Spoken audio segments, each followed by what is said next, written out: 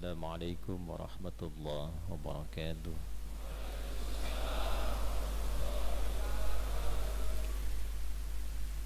Alhamdulillahi rabbil alamin. Wassalatu wassalamu ala rasulillah sayyidil mursalin nabiyyina wa sayyidina Muhammadin wa ala alihi wa sahbihi wa dhurriyyatihi wa ummatihi ila yaumiddin. Amma ba'd. Fa ya ibadallah, أوصي نفسي وإياكم بتقوى الله فقد فاز المتقون فلا تموتن إلا وأنتم مسلمون. فقال تعالى: يا أيها الذين آمنوا اتقوا الله حق تقاته ولا تموتن إلا وأنتم مسلمون. Jemaah sekalian, alhamdulillah kita masih diberikan kesempatan untuk berkehidupan sampai dengan hari ini, detik ini.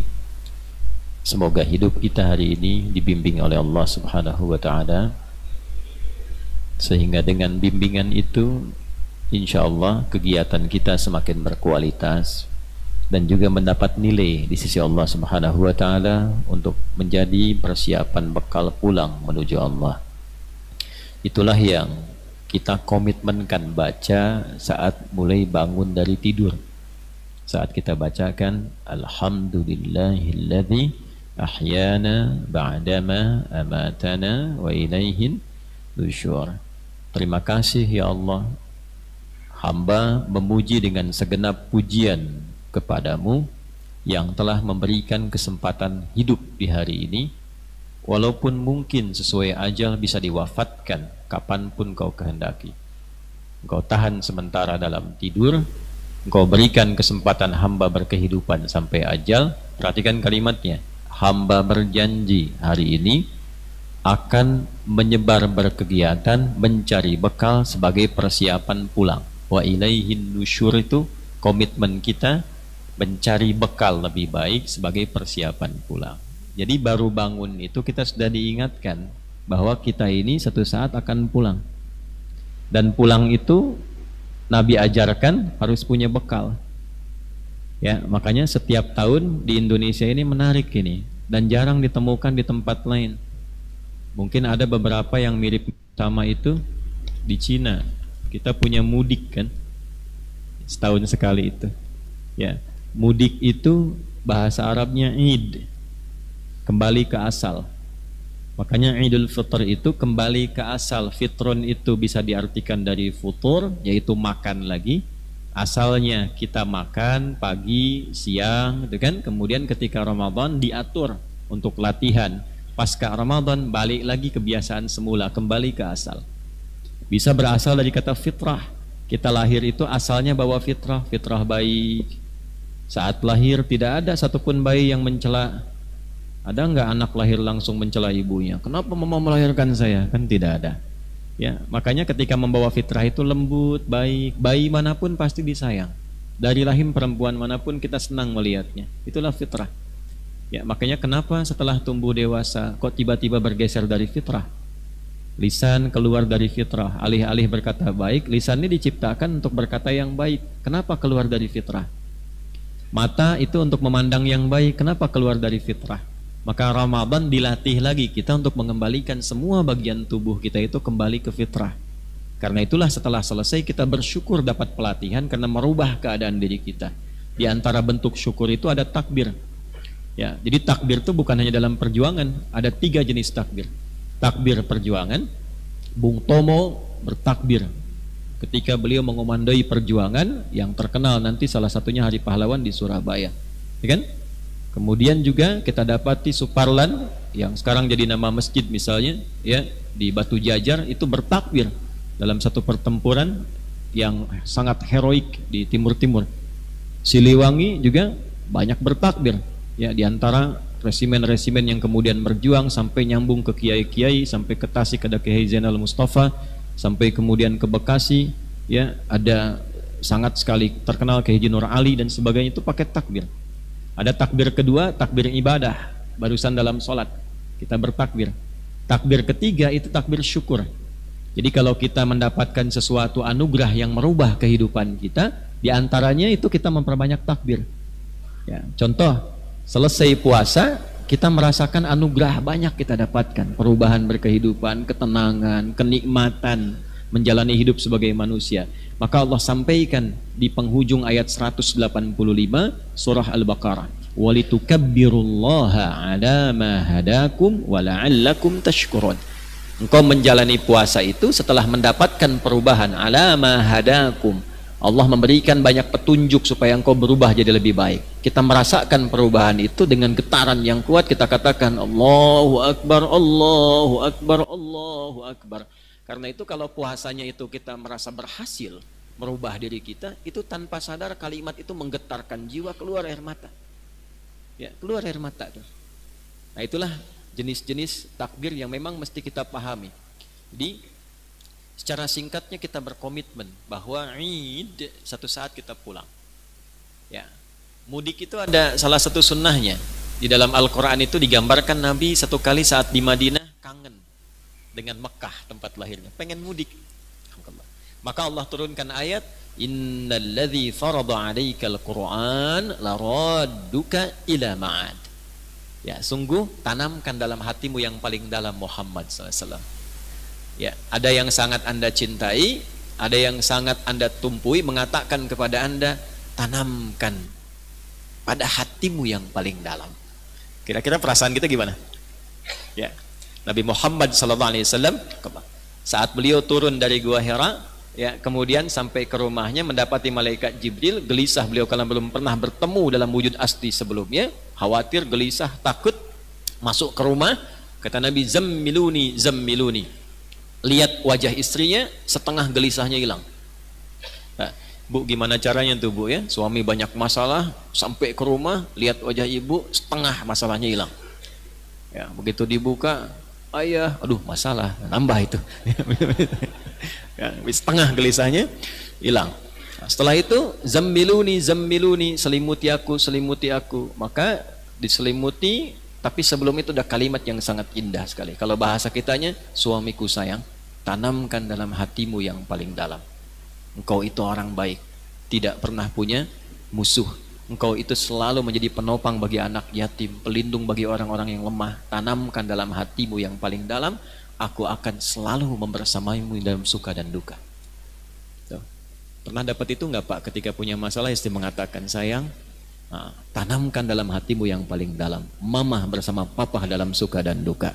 Ya? Harta papa, harta mama, harta mama, harta mama juga.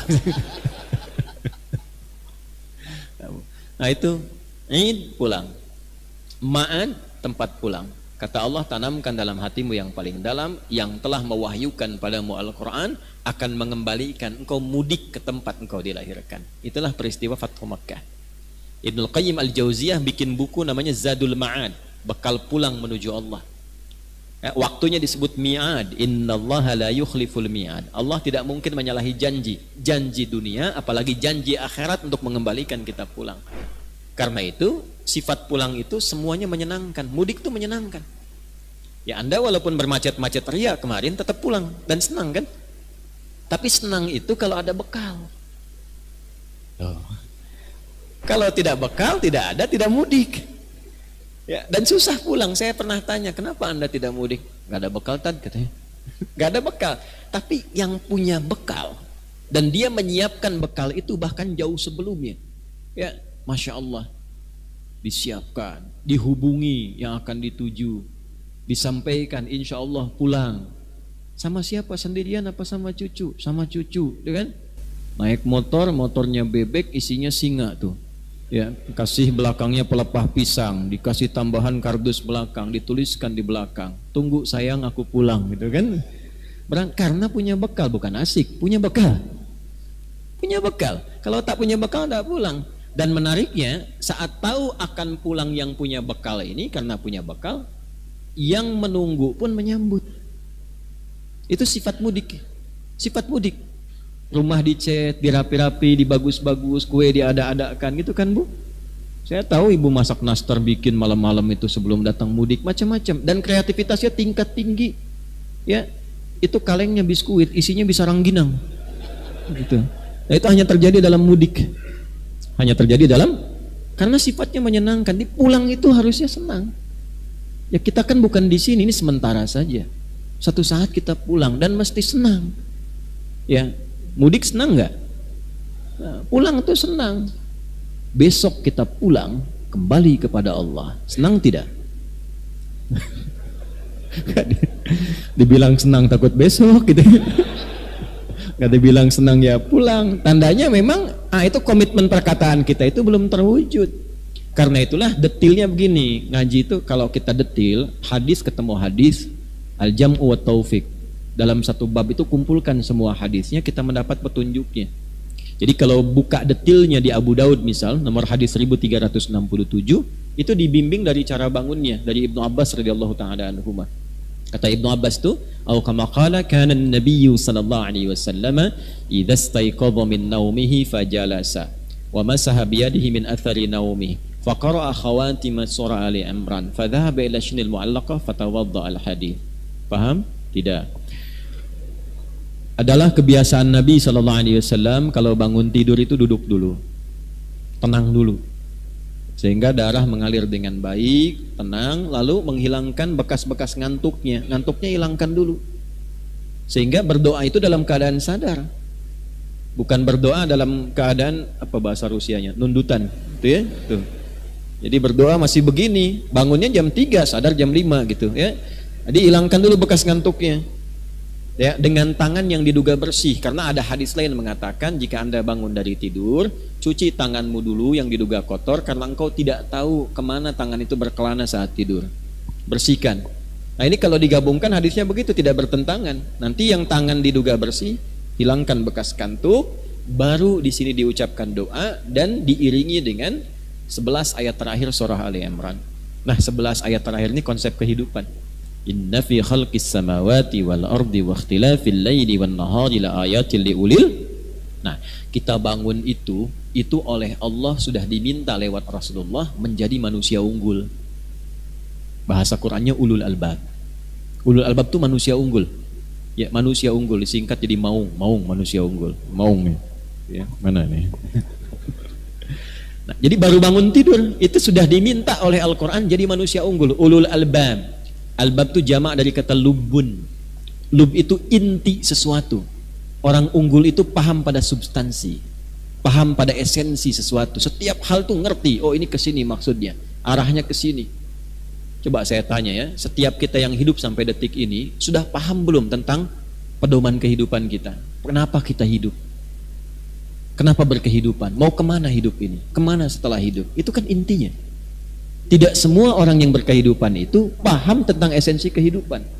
Setiap materi yang dipahami isinya, esensinya itu disebut lub.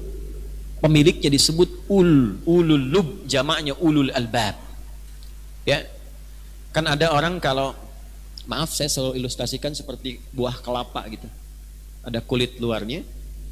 Kalau dibuka serabut itu kan ada batoknya, ya, batoknya. Kemudian dari batok itu ada daging luarnya. Nah dalamnya itu kan ada yang lembut, yang paling enak gitu kan, yang dalam yang lembut. Nah itulah lub dalam bahasa Arab, lubnya ya. Jadi ada orang yang menghadapi masalah itu baru luarnya saja ya, baru serabut. Misal Anda kuliah nih, rata-rata kan ini kelihatannya teman-teman ya, sebagian besar mahasiswa kan ada yang disampaikan oleh dosen itu misalnya menerangkan tentang sesuatu, baru luarnya saja nyari-nyari ya. Fisika kan pasangannya metafisik misal. Ketika diterangkan tentang bab gaya, pembukanya kan F1 sama dengan F2. Gaya gerak sama dengan gaya dorong. Keluarnya sedikit, bunyinya sedikit. Pukul pelan, keluar bunyi pelan. Pukul kencang, keluarnya kencang. Ya, nah itu baru bagian luar. Kalau ngitung rumus, bagian luar. Kalau paham keterapan, masuk ke batoknya. Kalau mengerti implementasinya, masuk ke daging. Tapi kalau sudah paham itu menjadi esensi kehidupan, oh apa yang masuk itu yang keluar. Iman sedikit, amal solehnya pun sedikit. Imannya banyak, amal solehnya banyak. Itu ulul albab. Karena itu ketika dia berfikir dengan rumusan tadi, dia berzikir dengan esensinya. Alladzina yadhkuruna Allaha qiyaman wa qu'udan wa 'ala junubihim wa yatafakkaruna fi khalqis samawati wal ardh. Dia berfikir, nah fikiran itu menjadi zikir. Untuk siapa saya kerjakan ini? Apa manfaat dari pekerjaan ini untuk saya bawa pulang? Itulah fikir dan zikir. Digabungkan jadi satu. Baru masuk rumus selanjutnya, F berbanding lurus dengan P, gaya berbanding lurus dengan tekanan. Jadi kalau saya memang ingin tampil bergaya, tampil dengan amal yang kuat, harus siap menghadapi tantangan. Anda pengen IPK 4, ya siap menghadapi tantangan. Belajar yang betul, duduk paling depan, pecahkan masalah, datang dan pulang mesti beda. Hadisnya kan begitu. Ya, hadis Muslim nomor hadis yang ke-8, sifat pelajar Muslim itu ketika masuk ke ruangan belajar, dia datang dengan penampilan yang utuh. Ya, qala an Abi Hafsin radhiyallahu taala anhu. Qala bainama nahnu julusun 'inda Rasulillah sallallahu alaihi wasallam ittala 'alaina rajulun shadidu bayadhi thiyabi shadidu sawadi sya'ri la yura 'alaihi atharu safari wa la ya'rifu minna ahadun fajalasa ila an-nabiy sallallahu alaihi wasallam wa wada'a kaffayhi 'ala kaffayhi ya wa asnada rukbatayhi ila rukbatayhi wa wada'a kaffayhi 'ala fakhidhayhi faqala ya Muhammadun akhbirni 'anil Islam. Ya, digambarkan tuh datang dengan penampilan rapi. Antum datang ke kampus yang rapi sehingga menunjukkan semangat belajar. Beda datang belum mandi, baju acak-acakan, kan nggak akan mungkin semangat belajar. Dosen kalau datang pakai celana pendek, sontong, pakai kaos, antum nyaman nggak belajarnya? Ya, makanya penampilan itu menentukan. Ya, walaupun handsome sekarang tidak laku, yang laku handphone. Ya. Tapi tetap datang penampilan yang bagus. Setelah itu apa? Ya, setelah itu terlihat rambut tersisir rapi, datang. Masya Allah, la yura alaihi atharus safari, tidak mampir-mampir, fokus ke tujuan. Fokus, artinya energinya terserap sepenuhnya untuk mendapatkan pengetahuan. Fajalasa ilan Nabi sallallahu alaihi wasallam wa asnada rukbatahi dan rukbatahi. Kemudian yang paling menarik, datang ambil saf pertama. Dan itu terbuka. Mau ke ITB, mau ke Unpad, mau ke macam-macam, wala ya'rifu minna ahadun. Kami nggak tahu siapa dia, artinya bukan sekedar orang Bandung yang belajar mungkin di Bandung. Ada yang dari luar, dari mana-mana, ilmu terbuka untuk siapapun, kata Nabi. Kalau Anda mau belajar, Anda pintar. Tapi kalau mau pintar, satu, posisi menentukan prestasi, datang cepat. Saf paling depan. Setelah itu apa? Ya, kenapa paling depan? Karena gampang terdengar. Kalau mic mati, tetap jelas. Yang kedua, fokus. Depan tuh susah. Pak Kasdam depan saya, ya, karena paling depan ngantuk ditahan-tahan, nggak bisa sandaran kalau antum pinggir-pinggir tuh. Susah, paling depan tuh pasti fokus. Jadi kalau pelajar Muslim itu benar-benar mengamalkan, hasilnya optimal. Dan jangan keluar dari tempat belajar kecuali ada perbedaan dengan saat masuk. Bedanya apa? Paham. Itu tipikal orang beriman tuh, pelajar beriman tuh begitu. Masuk itu pahami pelajaran, jangan keluar ruangan sebelum paham. Lihat tafaqquhu fid din. Jadi antara masuk dengan keluar beda. Ya, jadi jangan sampai terjadi sebaliknya. Duduk paling belakang, nyender, nggak pernah nanya, ujian nanti pinjam tempat catatan teman gitu kan. Nah, itu belum kita optimalkan. Nah, itu komitmen setiap bangun tidur. Karena itu sholat pertamanya disebut subuh. Ya, dari kata asbah. Apa di antara turunan maknanya? Yang sudah punya persiapan optimal, punya mapping kehidupan. Jadi kalau orang Arab tanya tuh kaifa asbahta, bagaimana keadaanmu pagi ini, itu bukan hanya sekedar tanya kabar, tapi juga bertanya tentang rencana yang sudah disusun di hari ini. Di saat kita datang ke subuh itu, kita sudah membawa rencana kehidupan. Jelas jam 7 mau kemana, jam 8 di mana, jam 12 kerjakan apa. Tuh kan? Disusun, itulah sebabnya kita datang menuju sholat, lalu sujud kepada Allah, minta supaya dimudahkan semua kegiatan kita yang akan dijalani di hari itu. Itu diantara filosofi. Karena itulah sahabat banyak ke masjid dari sejak subuh, nunggu syuruk, berdoa, baru berangkat. Banyak yang sukses setelah itu. Kenapa? Karena minta setelah punya rencana tersusun, efektif hidupnya, jelas arahnya, minta petunjuk pada Allah. Mudahkan ya Allah, lancarkan ya Allah, lindungi ya Allah, yang punya segala bagian dari kehidupan. Berangkatlah dia. Ya. Jadi prinsip hidupnya engke kumaha, bukan kumaha engke. Engke kumaha jam 8, kemana ya acara? Tulis, ya kan? Lain kumaha engke, kumangkewe lah gitu, ya. Maaf yang bukan dari Sunda ya, gitu. Jadi itu satu gambaran. Nanti bagaimana, bukan bagaimana nanti. Susun. Sholat tuh punya nama, semua punya gambaran. Jadi singkatnya, menjadi seorang muslim dalam saat yang bersamaan diinginkan oleh Al-Quran juga menjadi manusia unggul. Kalau tidak percaya silahkan cek ya, Bapak dan Ibu. Tidak ada satupun di zaman jahiliyah yang masuk Islam. kecuali setelah berislam dia unggul di bidangnya, apapun itu. Bapak Ibu boleh cek dan boleh riset, apapun itu. Padahal awalnya jahiliyah. Ya, saya gambarkan ginilah supaya mudah kita mengilustrasikan. Bismillah. Ibu, punten dari belakang, kelihatan Bu? Ya, memang belum saya tulis, pasti tidak kelihatan ya. Kalau Ibu sudah melihat itu Ibu unggul sekali. Belum saya tulis sudah kelihatan. Ya. Maaf, kedengaran suara saya? Tidak kok bisa jawab, tapi kedengaran tidak bisa jawab.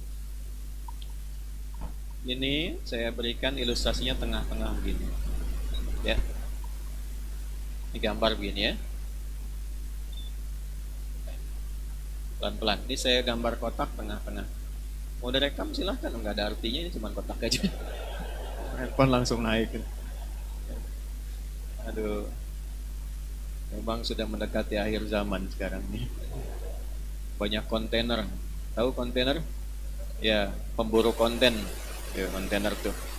Boleh nggak apa-apa, asal positif. Ya, di zaman Nabi juga ada pencari konten. Sampai kemudian ada respon ayat, karena yang dicari kontennya itu hanya memburu yang salah-salah dan jeleknya saja.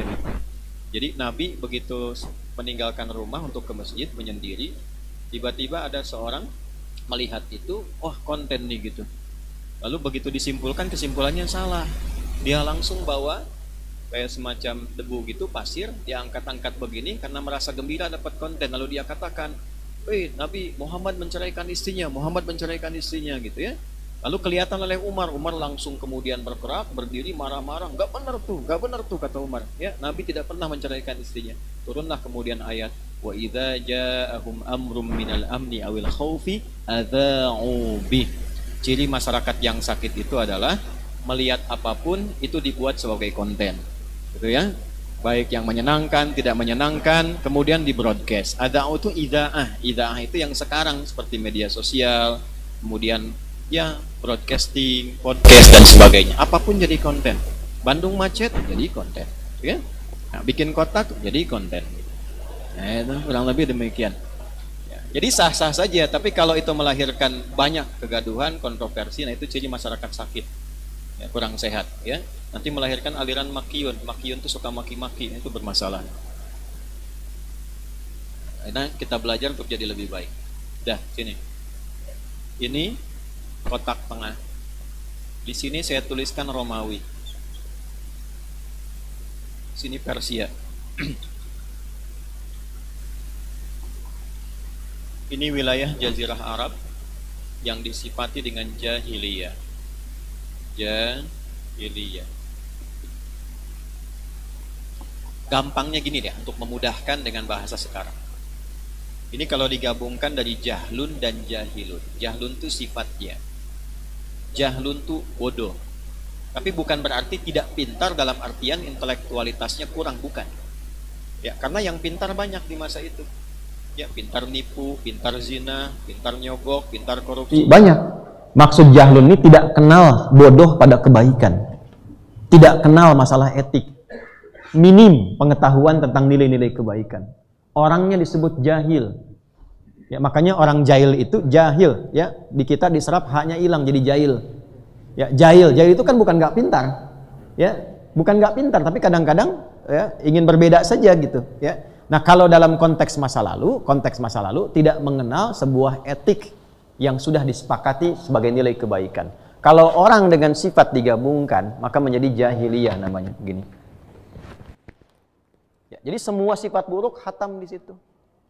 Zina di sini hatam semua. Semua jenis zina itu hatam. Ada dikisahkan kalau kita ngaji di bab munakahat tentang fikih pernikahan, itu saking jahiliyahnya, Pak, dua orang itu tetanggaan keluar. Dua-duanya sudah punya istri, ngobrol. Masuk obrolan, saya nggak nyaman dengan istri saya juga kesel, tukeran yuk, ayo. Itu bisa begitu. Itu bisa begitu, saking dahsyatnya tuh jenisnya. Ya, kalau ada pembegal, ya, pembegal misalnya, sekarang ada pembegal di masa sekarang. Itu pembegal zaman ini sudah lengkap. Hatam semua jenis begal. Bahkan ada kampung begalnya. Namanya Gifar. Ghifar. Itu tokohnya Jundub bin Junadah, pimpinan begal pada masa itu. Tapi menariknya nanti kita akan lihat begitu melihat Nabi yang lembut, yang baik, tutur katanya luar biasa, kemudian terkesima dengan itu masuk Islam. Setelah masuk Islam, beliau kemudian secara singkatnya kembali memperbaiki kampungnya sehingga jadi baik semua sekampung. Untuk mengabadikan peristiwa itu, diberikanlah kemudian sebuah nama terkait kampung atau nama daerahnya. Rumusnya dalam bahasa Arab, tambahkan al di depannya, ujungnya i. Saya dari Ghifar, Al-Ghifari. Nama lakobnya, kunyahnya itu Abu Dzar, dikenal dengan Abu Dzar Al-Ghifari. Nah, Abu Dzar Al-Ghifari ini nama asalnya Jundub bin Junadah, pemimpin para begal di kota Begal. Jadi ada yang namanya Ghifari itu dulu begal itu. Jangan dipotong videonya ya. Utuh. Nah, itu kurang lebih seperti itu. Nah, cuma gini maksudnya, dulu kami sekampung begal semua. Islam merubah kami jadi unggul. Dihilangkan. Jadi muslim itu pasti baik. Itu standar Islam pertama itu baik. Makanya sholat itu, ketika sholat merubah kita jadi baik. Inna sholata tanha anil fahsya wa munkar. Baca Quran merubah kita jadi baik. Umma arafnal kitab alladzina astafaina min ibadina faminhum zalimun li nafsihi wa minhum muqtasid wa minhum sabiqum bil khairat biidznillah. Orang kalau ngaji Quran, kata Allah itu, yang berhasil itu bukan berapa banyak juznya dihafalkan. Walaupun tidak menjadikan itu salah, bukan. Lebih bagus, banyak baca lebih bagus. Tapi poinnya adalah bagaimana yang dibaca itu merubah kita menjadi lebih baik. Umar bin Khattab, antum kenal? Bilang kenal, saya pulang. Umar bin Khattab kan antum tahu sendiri sebelum masuk Islam bagaimana perilakunya. Ya, mohon maaf, ya tidak bisa digambarkan lah. Beliau yang luar biasa, nantangin orang hampir setiap hari. Yang berani dengan saya ketemu di Bukit A, tapi sebelum datang pamit pada ibu yang telah melahirkannya karena ia akan pulang tanpa nama. Umar jualan Tuhan, saking kreatifnya tuh. Ya pakai roti, Tuhan. Orang bikin patung itu dibikin pakai kayu atau dari batu. Kalau dari batu wasan, jamannya autan. Kalau dari kayu sonam, jamannya asnam. Umar dari roti, bayangkan. Inovasi Umar tuh sebagai marketing tingkat tinggi pada waktu itu. Ya, bikin Tuhan dari roti dan jualan. Tuhan, lata, ya kan? Begitu kemudian terjadi panas, belum ada pembeli. Nah, inilah hidayah Allah diantaranya. Ya, nggak ada pembeli, panas, kelaparan. Simpanlah Tuhan itu di tempat agak tinggi, duduklah Umar. Ya Lata afirini, Tuhan Lata, maafkan saya. Ana jauhan, saya lapar. Saya pinjam dulu palanya, nanti saya dimakanlah Tuhan itu. Sampai habis akhirnya. Itulah sebabnya setelah masuk Islam itu Umar sering kadang tersenyum sendiri. Ya, senyum sendiri, kadang nangis sendiri gitu ya. Dan tersenyumnya itu karena ingat peristiwa itu. Tapi tidak banyak tahu kan orang itu Umar masuk Islam karena apa? Cuman dengar 2 huruf Toha, getaran pada jiwanya, merubah. Yang niatnya pengen bunuh Nabi, sudah siap dengan pedangnya, cuma dengar saudarinya baca Toha, 2 huruf Toha, bergetar, singkatnya bersyahadat, jadi manusia unggul. Nah, orang sekarang baca Yasin sampai hatam gak unggul-unggul gitu. Al-Kahfian sampai hatam gak unggul-unggul, apa masalahnya tuh? Ya, nah ini jahiliyah nih. Maksud saya begini, ini kan Romawi sudah unggul, punya peradaban, sampai sekarang jejaknya masih ada.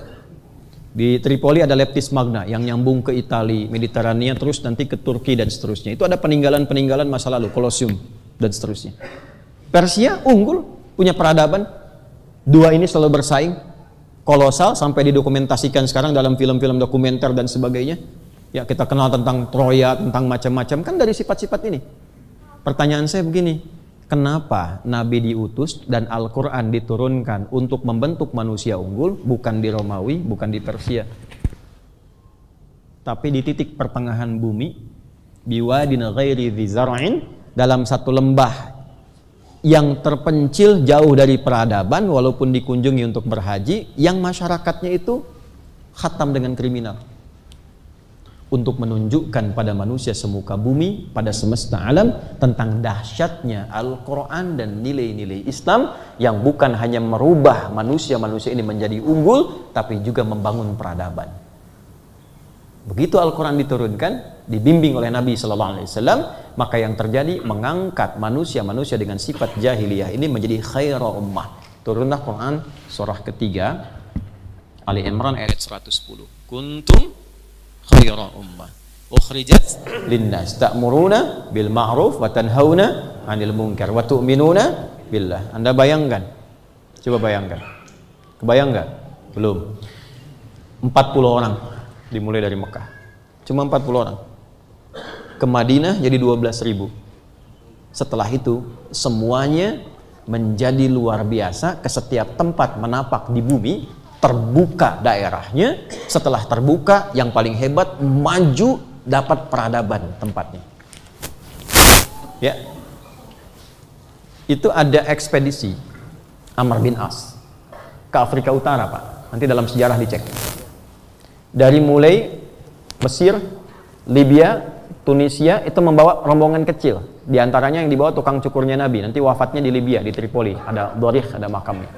Lewat terus, itu tiba-tiba membuka bagian Afrika Utara. Ya, bukan hanya menjadi Muslim yang baik, tapi menjadi bagian yang kuat, dan pada saat itu jadi provinsi. Afrika Utara itu provinsi dulu. Setelah itu jadi provinsi. Gubernurnya Musa bin Nusair. Pangdamnya, Pakistan, itu namanya Tariq bin Ziyad.